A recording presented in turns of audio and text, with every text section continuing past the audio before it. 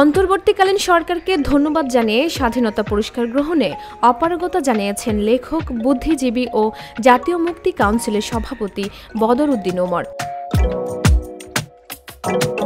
বৃহস্পতিবার রাতে জাতীয় মুক্তি কাউন্সিলের সাধারণ সম্পাদক ফয়জুল হাকিমের সই করা এক সংবাদ বিজ্ঞপ্তিতে এ তথ্য জানানো হয়।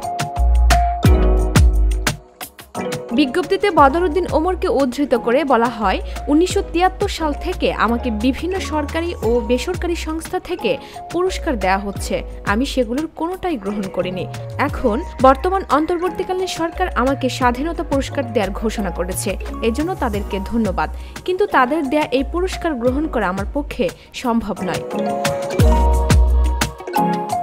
জাতীয় পর্যায়ে গৌরবোজ্জ্বল ও কৃতিত্বপূর্ণ অবদানের জন্য এবছর লেখক ও বুদ্ধিজীবী বদর উদ্দিন ওমর সহ ৮ জন বিশিষ্টজনকে স্বাধীনতা পুরস্কারে মনোনীত করে সরকার।